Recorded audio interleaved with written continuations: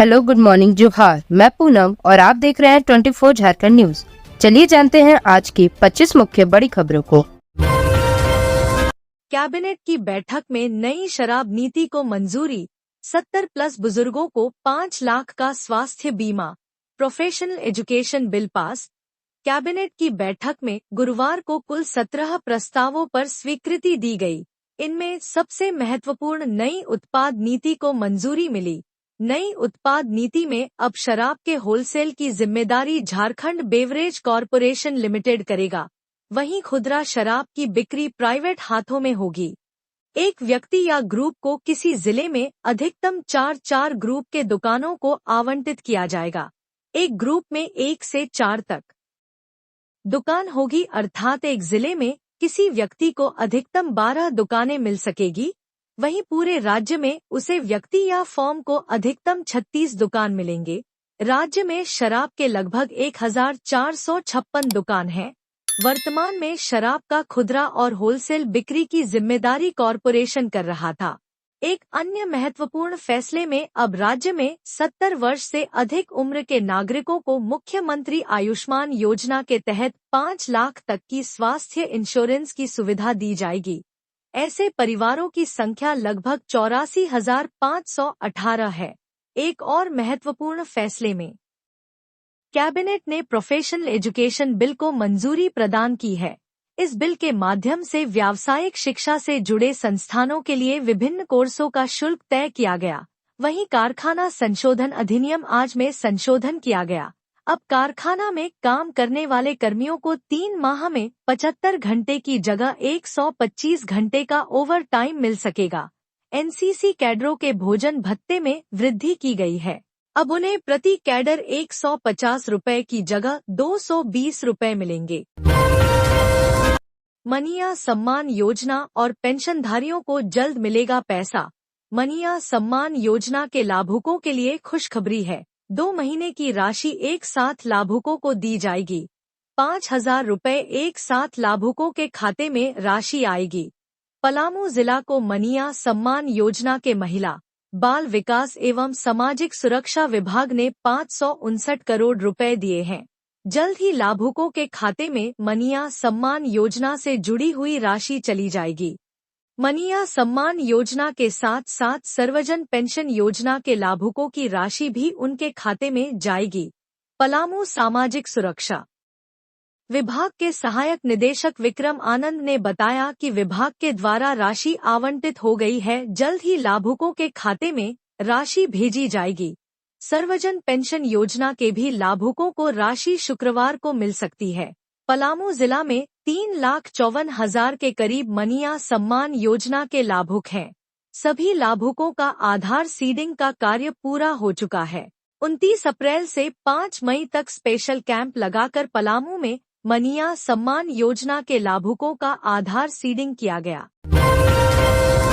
मालवाहक से टकराते ही कंटेनर में लगी भीषण आग, लाखों के रेफ्रिजरेटर जलकर स्वाहा।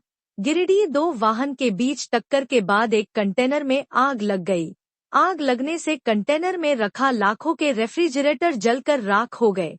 हादसा दिल्ली कोलकाता नेशनल हाईवे की है। घटना डुमरी थाना इलाके के कुलगो टोल प्लाजा के पास घटी है। घटना को लेकर स्थानीय लोगों ने बताया कि गुरुवार को कंटेनर ने पीछे से दूसरे मालवाहक को टक्कर मार दी।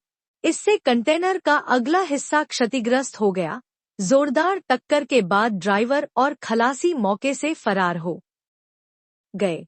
हादसे के थोड़ी देर बाद कंटेनर से धुआं निकलता दिखाई देने लगा। इस दौरान कुछ लोगों ने हिम्मत दिखाते हुए कंटेनर के पिछले दरवाजे को खोल दिया तो पता चला कि आग अंदर से धधक रही है। इस बीच कुछ लोगों ने कंटेनर के अंदर के सामान को निकालने का प्रयास किया। वहीं दूसरी तरफ घटना की सूचना मिलने पर पुलिस के साथ फायर ब्रिगेड की गाड़ी मौके पर पहुंची। चूंकि डुमरी में अग्निशमन की व्यवस्था नहीं है, ऐसे में 1 घंटे बाद गिरिडीह से दमकल टीम घटनास्थल पर पहुंची और आग पर काबू पाया गया। हालांकि तब तक कंटेनर के अंदर रखा सामान जलकर राख हो गया था। राज्य के स्कूलों में गर्मी छुट्टी का ऐलान। 22 मई से 4 जून तक रहेगी छुट्टी। झारखंड सरकार ने राज्य के सभी स्कूलों में गर्मी की छुट्टियों की घोषणा कर दी है।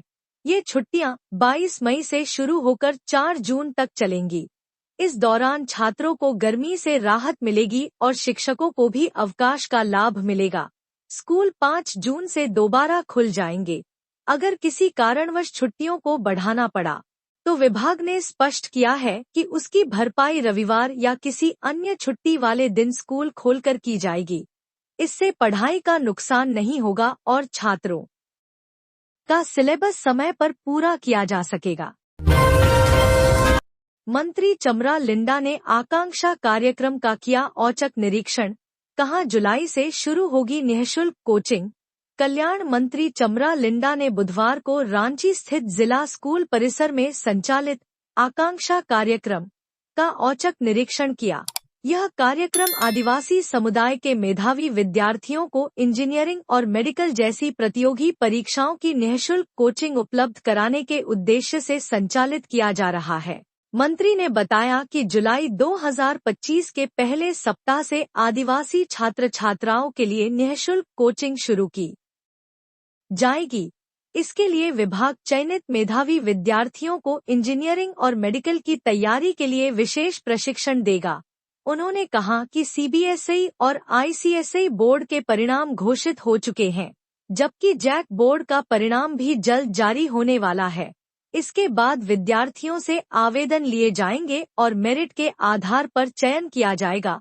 निरीक्षण के दौरान मंत्री लिंडा ने कहा, आदिवासी समाज के बच्चे बेहद प्रतिभाशाली हैं। अगर उन्हें गुणवत्तापूर्ण शिक्षा और सही मार्गदर्शन मिले तो वे किसी भी क्षेत्र में उत्कृष्ट प्रदर्शन कर सकते हैं। उन्होंने कहा कि कल्याण विभाग का प्रयास रहेगा कि इन विद्यार्थियों को न केवल शैक्षणिक बल्कि मानसिक और प्रतियोगी वातावरण भी उपलब्ध कराया जाए। हमारे एसटी/एससी समाज के छात्रों में असीम संभावनाएं हैं। जरूरत है केवल उन्हें तराशने और सही दिशा देने की। उन्होंने जोड़ा, राशन कार्ड धर्मियों के लिए खुशखबरी। एक साथ मिलेगा 3 माह का राशन। राज्य सरकार का बड़ा ऐलान। झारखंड के 2 करोड़ 88 लाख राशन कार्ड धारकों के लिए बहुत बड़ी खुशखबरी है।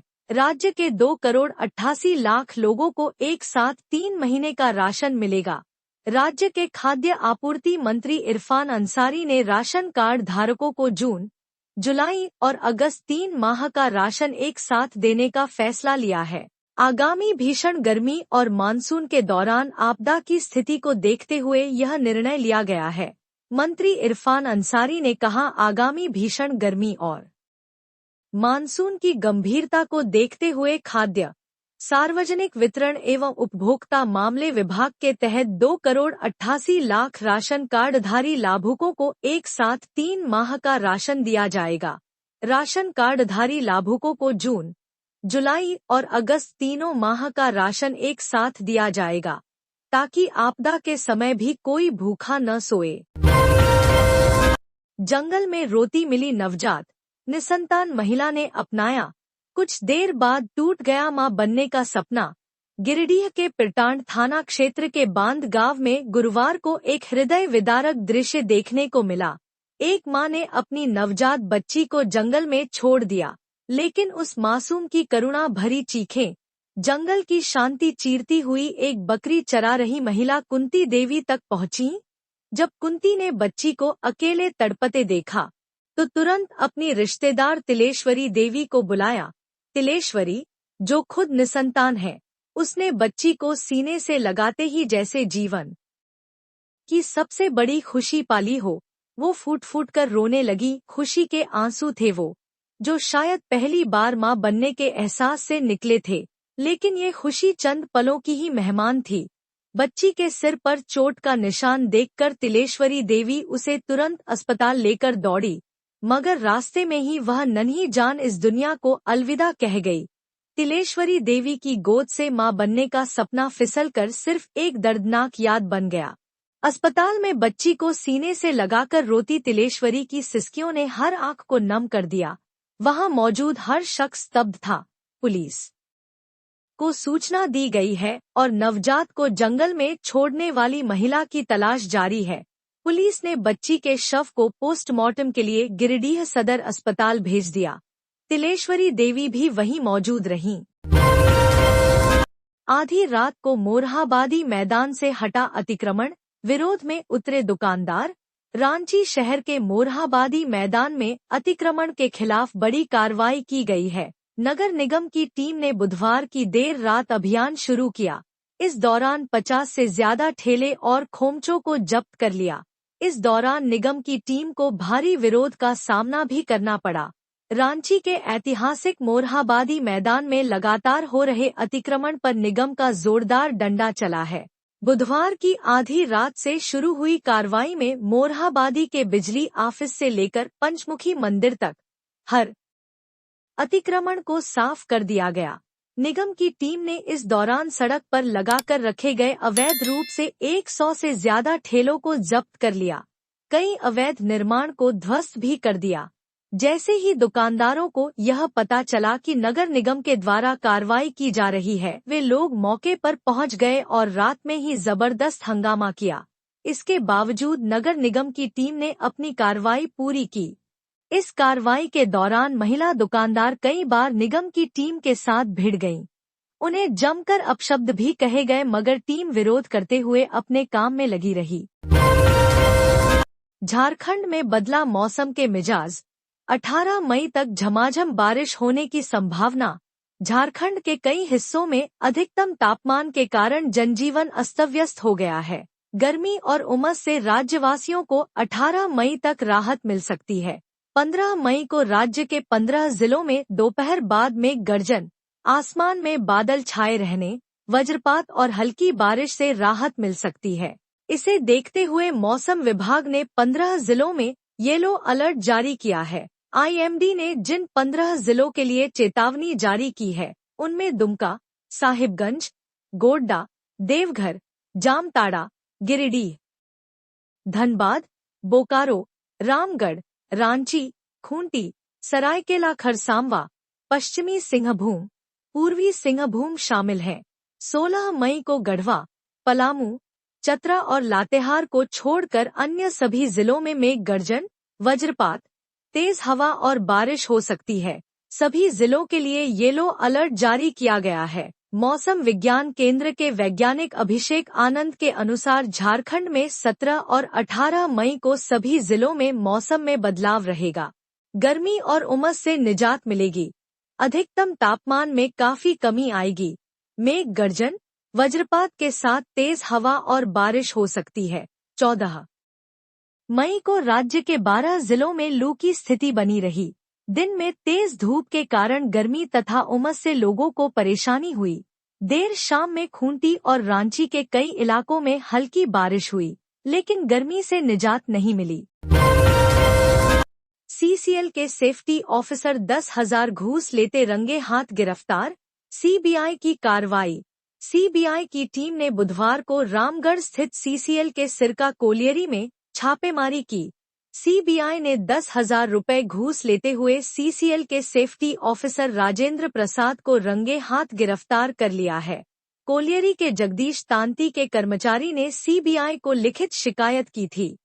बताया जाता है कि सिरका कोलियरी में कार्यरत मैकेनिकल फिटर जगदीश तांती से इंक्वायरी सेटअप करने के मामले को लेकर सेफ्टी ऑफिसर राजेंद्र प्रसाद ने 10,000 रिश्वत की मांग की थी।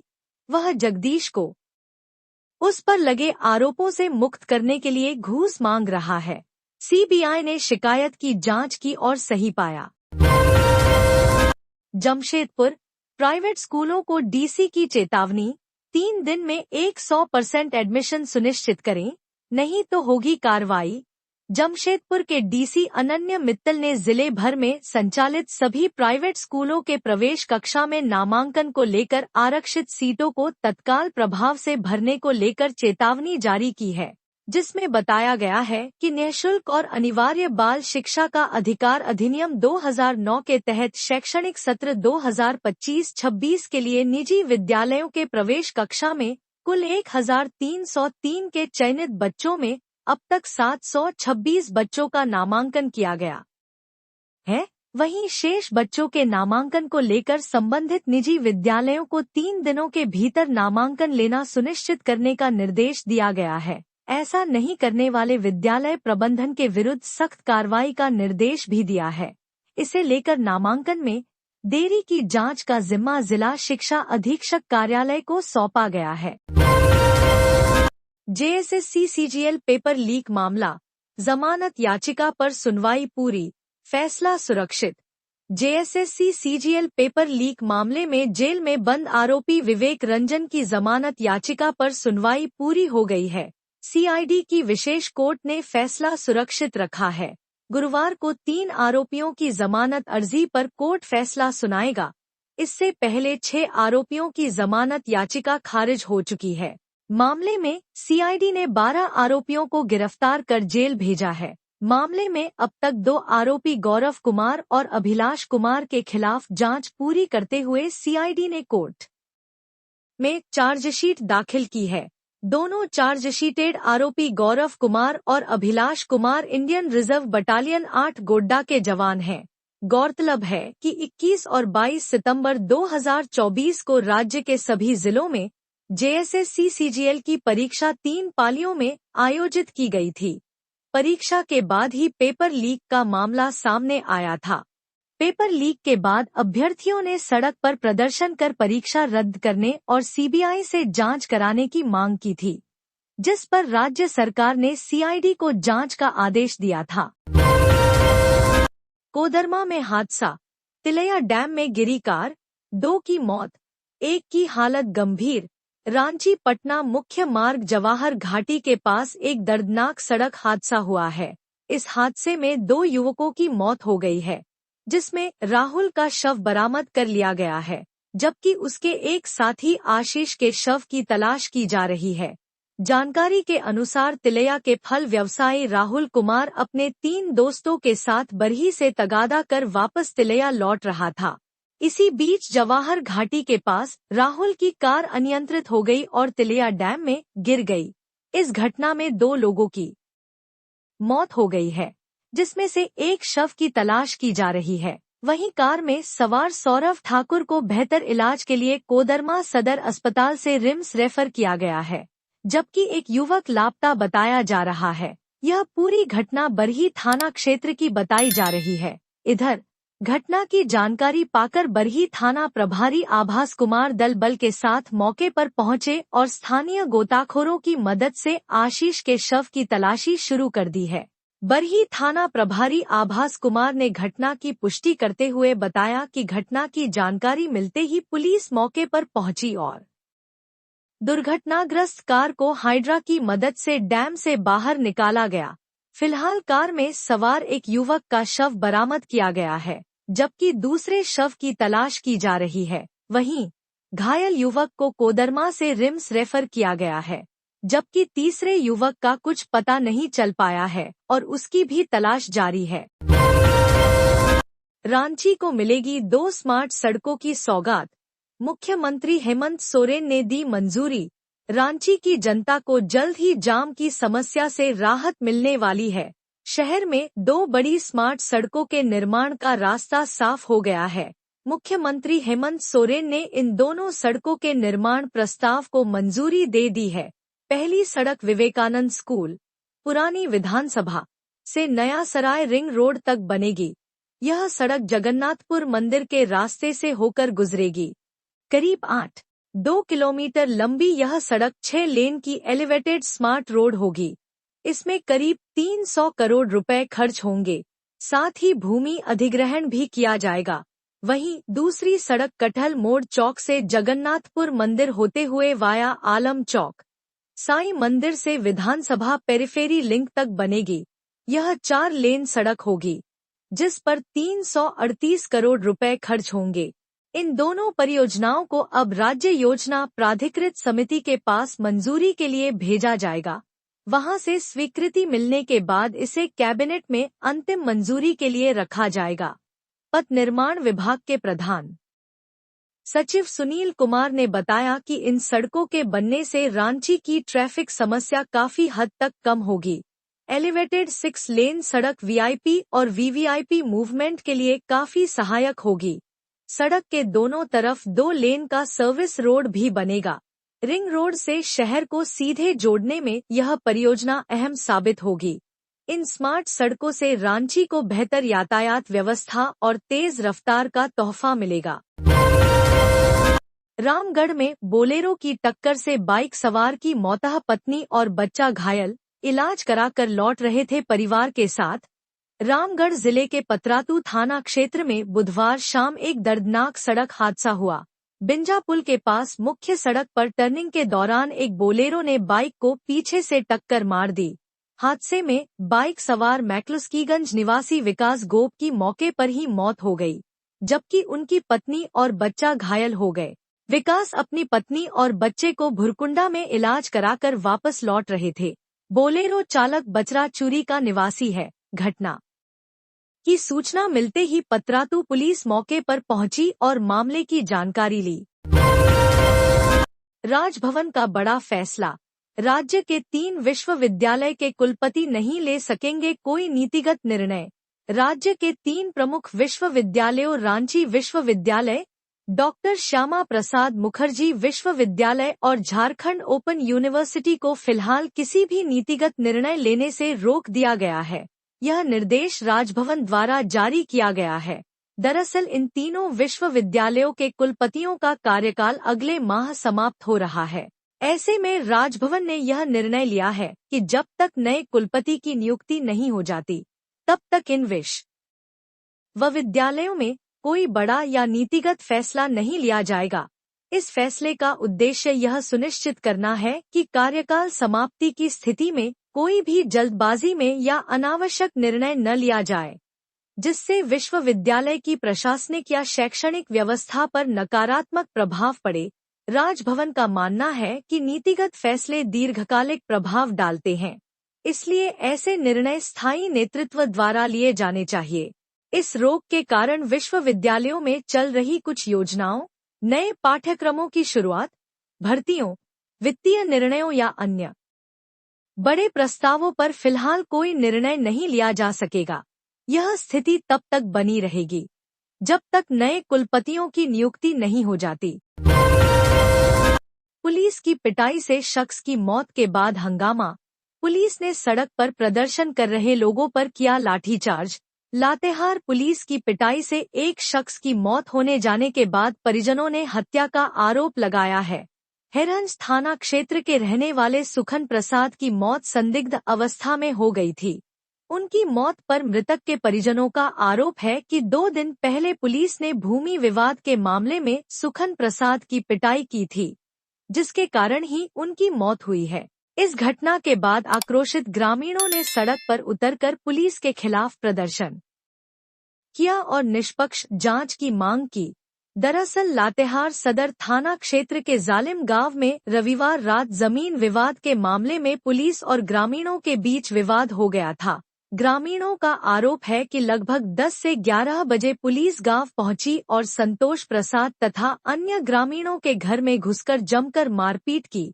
इस दौरान बेटी के घर आए सुखन प्रसाद को भी जमकर पीटा, जिसकी वजह से उनकी मौत हुई। ग्रामीणों ने आरोपों में कहा कि बाद में 5 लोगों को पुलिस ने गिरफ्तार कर लिया और उन पर झूठा मुकदमा दर्ज कर निर्दोष ग्रामीणों को बंद कर दिया। इधर गंभीर चोट के कारण सुखन प्रसाद की बुधवार सुबह मौत हो गई। इस मामले में पुलिस का कहना है कि गांव में जमीन विवाद को लेकर मामला तनावपूर्ण होने की सूचना के बाद पुलिस की टीम गांव पहुंची थी। यहां कुछ ग्रामीणों ने पुलिस पर हमला कर दिया। बाद में पुलिस ने 5 लोगों को हिरासत में ले लिया। गिरिडीह में ट्रैक्टर का इंजन पलटा, ड्राइवर की मौतः, जेसीबी से इंजन हटाकर निकाला शव। मिट्टी लेकर जाते वक्त हुआ हादसा। गिरिडीह जिले के देवरी थाना क्षेत्र के करमाटांड में एक ट्रैक्टर का इंजन पलटने से 35 वर्षीय युवक की मौत हो गई। मृतक की पहचान भेलवघाटी थाना क्षेत्र के पांडेडीह गांव निवासी दशरथ मुर्मू के रूप में हुई है। घटना उस समय हुई जब दशरथ मुर्मू करमाटांड गांव से ट्रैक्टर में मिट्टी लेकर जा रहे थे। ढलान के पास ट्रैक्टर का इंजन अचानक पलट गया। इस हादसे में दशरथ इंजन के नीचे दब गए। स्थानीय लोगों को घटना की जानकारी मिलते ही वे मौके पर पहुंचे। जेसीबी मशीन की मदद से इंजन को हटाया गया और दशरथ को बाहर निकाला गया। उन्हें तुरंत जमुआ स्थित अस्पताल ले जाया गया। चिकित्सकों ने जांच के बाद उन्हें मृत घोषित कर दिया। बोकारो में झाड़ फूंक करने वाले व्यक्ति की गोली मारकर हत्या। विधायक जयराम महतो पहुंचे मौके पर। बोकारो जिले के नावाडीह थाना क्षेत्र में बुधवार देर रात एक व्यक्ति की गोली मारकर हत्या कर दी गई। घटना ऊपरघाट के बारीडीह जंगल इलाके की है, जहां 3 अज्ञात युवकों ने रास्ता पूछने के बहाने वारदात को अंजाम दिया। मृतक की पहचान हजारीबाग के सिरई विष्णुगढ़ निवासी हेमलाल पंडित के रूप में हुई है। मिली जानकारी के अनुसार हेमलाल पंडित और उनके पिता तुलसी पंडित झाड़फूंक और सोखागिरी का काम करते हैं। बुधवार रात दोनों नावाडीह से एक मरीज का इलाज कर लौट रहे थे। वे अपनी कार से घर जा रहे थे, तभी बारीडीह जंगल के पास एक बाइक पर सवार 3 युवकों ने उनकी गाड़ी को ओवरटेक कर रोका। युवकों ने वंशी गांव जाने का रास्ता पूछा और जैसे ही हेमलाल ने खिड़की का शीशा नीचे किया, एक युवक ने उसकी कनपटी पर गोली मार दी। मौके पर ही हेमलाल की मौत हो गई, जबकि पिता तुलसी पंडित जैसे तैसे जान बचाकर भाग निकले। घटना की जानकारी मिलते ही डुमरी विधायक जयराम महतो रात में ही मौके पर पहुंचे। उन्होंने बोकारो एसपी और बेरमो एसडीपीओ को फोन से सूचना देने की कोशिश की, लेकिन किसी ने फोन रिसीव नहीं किया। इसके बाद स्थानीय थाना को सूचित किया गया। करीब 1.5 घंटे बाद पुलिस मौके पर पहुंची और शव को कब्जे में लेकर थाना ले गई। घटना के बाद इलाके में दहशत का माहौल है। पुलिस मामले की जांच कर रही है, लेकिन अब तक किसी की गिरफ्तारी नहीं हो सकी है। चुनाव आयोग के ट्रेनिंग कार्यक्रम में शामिल होगा झारखंड का 402 सदस्यीय दल। मुख्य निर्वाचन पदाधिकारी के रवि कुमार ने कहा है कि भारत निर्वाचन आयोग द्वारा देश के सभी राज्यों के निर्वाचन संबंधी पदाधिकारियों को नई दिल्ली के India international institute of democracy and election management में ट्रेनिंग दी जा रही है। इसी क्रम में झारखंड के बीएलओ, वॉलंटियर एवं बूथ अवेयरनेस ग्रुप के साथ निर्वाचन से संबंधित 402 सदस्यीय टीम नई दिल्ली स्थित India international institute of democracy and election management में 19 एवं 20 मई को आयोजित 2 दिवसीय कार्यशाला में भाग लेगी। उन्होंने कहा कि कार्यशाला में भाग लेने वाले सभी प्रतिभागियों के आवागमन, आवासन एवं भोजन की व्यवस्था सुनिश्चित की गई है। प्रतिभागियों के साथ जा रहे लाइजनिंग ऑफिसर इसके समन्वयन का ध्यान रखें। साथ ही सभी स्टेक होल्डर अपने पहचान पत्र अवश्य रख लें। के रवि कुमार गुरुवार को निर्वाचन सदन में ऑनलाइन माध्यम से सभी संबंधित जिलों के उप निर्वाचन पदाधिकारियों एवं कार्यशाला में भाग लेने वाले सभी प्रतिभागियों के साथ बैठक कर रहे थे। के रवि कुमार ने कहा कि 19 मई को India international institute of democracy and election management में आयोजित कार्यक्रम में पहले दिन योगा, मुख्य चुनाव आयुक्त ज्ञानेश कुमार के साथ इंटरैक्शन, निर्वाचन संबंधी रोल प्ले, राष्ट्रीय स्तर के प्रशिक्षकों के द्वारा प्रशिक्षण, विभिन्न स्टेक होल्डर की ओर से एक्सपीरियंस शेयरिंग आदि कार्यक्रम होंगे। उन्होंने बताया कि 20 मई को टीम के सदस्य नई दिल्ली के प्रमुख संस्थानों का भ्रमण करेंगे। इसके लिए 9 बसों की व्यवस्था की गई है। उन्होंने बताया कि सभी प्रतिभागियों के लिए India international institute of democracy and election management में आवासन की व्यवस्था है। India international institute of democracy and election management द्वारा प्रतिभागियों को सर्टिफिकेट भी उपलब्ध कराई जाएगी। 100 दिनों का रोजगार दिलाने के लिए चलेगा दैनिक मांग अभियान। ग्रामीण विकास मंत्री दीपिका पांडेय सिंह ने बुधवार को मंत्रालय में विभागीय कामकाज की समीक्षा की। इस दौरान उन्होंने ग्रामीण विकास की योजनाओं के साथ साथ झारखंड राज्य आजीविका मिशन के कार्यों के प्रगति की जानकारी ली। मनरेगा की स्कीम की स्थिति के बारे में जाना। अधिकारियों को मनरेगा के काम में तेजी लाने का निर्देश दिया। ज्यादा से ज्यादा लोगों को रोजगार से जोड़े। अनुसूचित जाति एवं जनजाति बहुल क्षेत्रों में योजनाओं की संख्या बढ़ाने का निर्देश दिया गया। ज्यादा से ज्यादा ग्रामीण परिवारों को 100 दिन का रोजगार सुनिश्चित करने के लिए दैनिक मांग अभियान चलाने का निर्णय लिया गया। इससे 1.5 से 2 लाख परिवारों को स्थायी आय का सहारा मिल सकेगा। मंत्री ने पंचायत स्तर पर खेल मैदानों का निर्माण शीघ्र प्रारंभ करने को कहा। मानव दिवस निर्माण में महिलाओं एवं अनुसूचित जनजाति समुदाय की कम से कम 26 से 28% भागीदारी सुनिश्चित करने को कहा। मंत्री ने बताया कि इस वित्तीय वर्ष में राज्य के प्रत्येक विधानसभा क्षेत्र में 15 किलोमीटर लंबी सड़क का निर्माण कराया जाएगा। 10 करोड़ रुपए की लागत से पुल का निर्माण कराया जाएगा। झारखंड के बच्चों का होगा सर्वांगीण विकास। सीएम हेमंत सोरेन ने यूनिसेफ प्रतिनिधि को दिया ये भरोसा।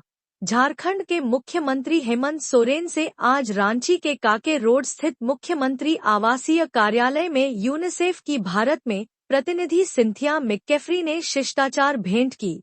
उन्होंने झारखंड में बच्चों के समग्र विकास के लिए यूनिसेफ द्वारा संचालित योजनाओं, कार्यों एवं गतिविधियों से मुख्यमंत्री को अवगत कराया। उन्होंने बाल अधिकारों के संरक्षण, शिक्षा, स्वास्थ्य और उनके व्यक्तित्व के विकास के लिए बेहतर माहौल बनाने के लिए राज्य सरकार के संबंधित विभागों के साथ समन्वय बनाकर कार्य करने की इच्छा व्यक्त की। मुख्यमंत्री ने यूनिसेफ के कार्यों की सराहना करते हुए उन्हें पूरा सहयोग देने का भरोसा दिलाया। मुख्यमंत्री हेमंत सोरेन ने कहा कि उनकी सरकार बच्चों के समग्र विकास के लिए प्रतिबद्ध है। उनके राज्य के बच्चे हर क्षेत्र में कैसे आगे बढ़ें, इसके लिए कई योजनाएं चलाई जा रही हैं। जब तक बच्चे स्वस्थ और सुरक्षित नहीं रहेंगे, तब तक उनके विकास की बात नहीं हो सकती है।